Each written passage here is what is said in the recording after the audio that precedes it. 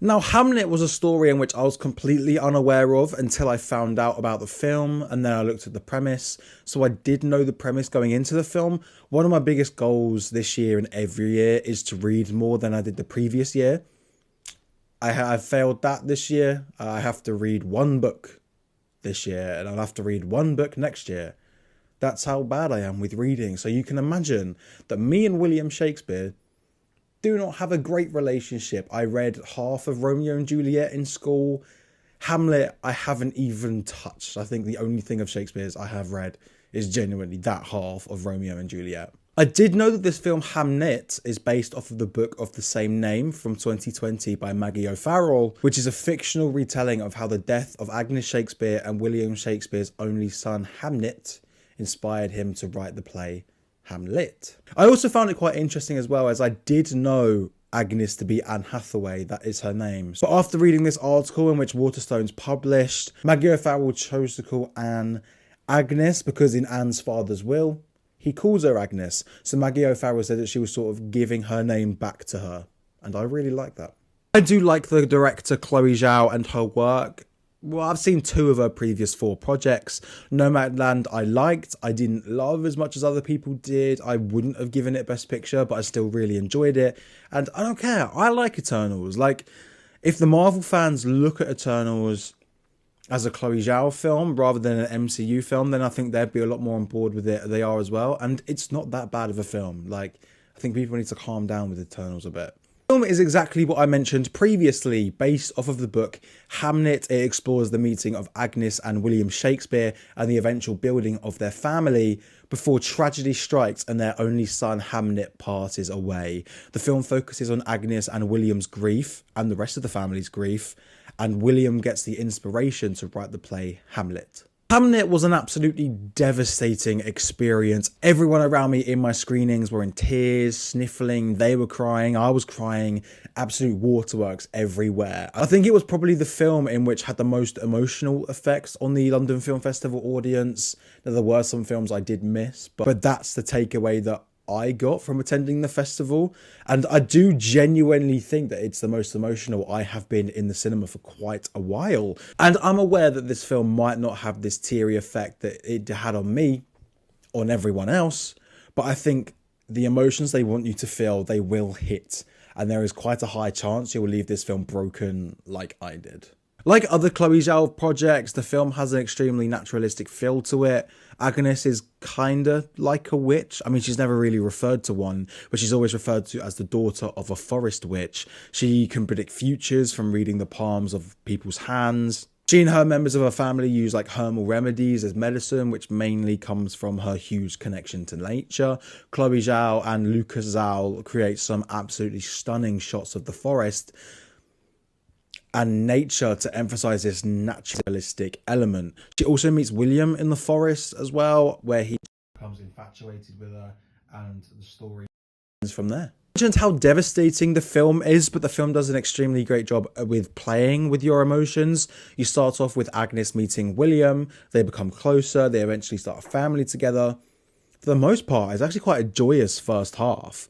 You see this loving family grow, you're invited into their story, but you know what's coming. Like I said earlier, I knew the premise. The last 10 minutes rounded off everything so beautifully. The close-ups of Jessie Buckley and Paul Mescal were just so beautiful and emotional. It made the 2 hours just perfect. It was like the filmmakers were saying, if you weren't crying already, cry now, go for it. And that is exactly what my screening did.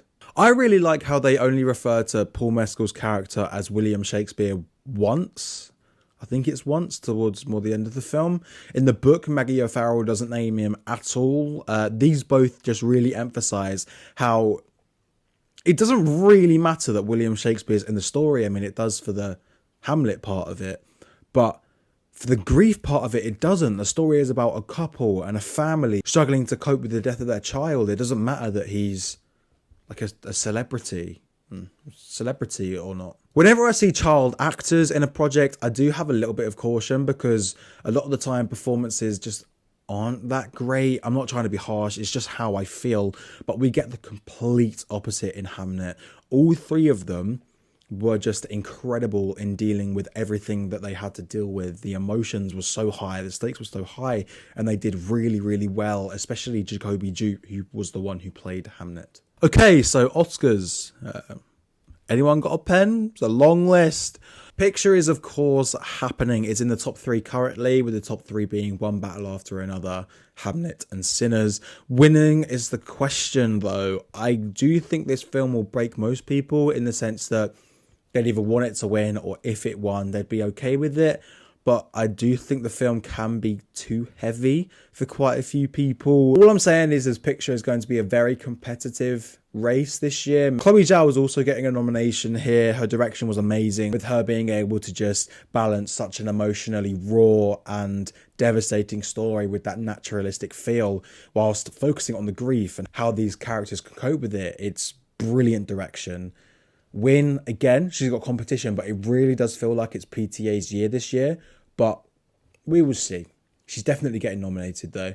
I've heard the adaptation of the book was one of the best adaptations out there, and the screenplay was phenomenal, so I'd say adapted screenplay is also going to happen. Jessie Buckley puts in not just one of the best performances of the year, I'd say one of the past 5 years, 10 years, 15 years. This is one of the performances where it will be on your mind for a very, very long time afterwards. It's that good. It felt extremely real in dealing with everything. There are some scenes where she just absolutely broke me. Buckley is the front runner to win. I think she will win. Paul Mescal, I think, is also going to get nominated. He doesn't do as much as Buckley, but the story is more about Agnes than William. But he brings everything to the table. This is the deepest I've ever seen him go. Just note, I haven't seen the TV show Normal People. I've only seen TikToks, and it looks like he goes deep in that too. But I assure you, he goes really deep here. With how good the acting is and how good the actors fit their characters, casting should also get nominated as well. Everyone felt like they fit in here. They did such a good job with every role. This is every actor, not just Paul Mescal and Jessie Buckley. It goes down the whole of the cast. Now onto the text. The editing should get in. The cinematography was absolutely beautiful. It should get in. It should be in contention to win that. Costume design and production design takes you right back to that Elizabethan time and immersed you there. They built Shakespeare's globe and they gave a 16th century makeover to a town in Hertfordshire. Sound and score really should get in as well, especially the score. Max Richter's score was extremely complimentary of the film, aiding in just the powerful emotion it inflicted upon its audience. It fully supported the grief. It was absolutely brilliant. I wouldn't mind that one winning as well. Hamnet was the most emotional I've been at a screening for a very long time. I can't remember the last film that made me this emotional. The acting and direction was just extremely powerful. I am desperate to rewatch this film, maybe in about 10 years when it comes out in the UK. It's only 2.5 months, but it's going to feel like 10 years. The film is that good. So I'm going to give Hamnet 5 stars. If you enjoyed the review, please like and subscribe to the socials. It'll be much appreciated. And if you've seen Hamnet, let me know what you thought. If you haven't, are you looking forward to it? And I'll see you in the next.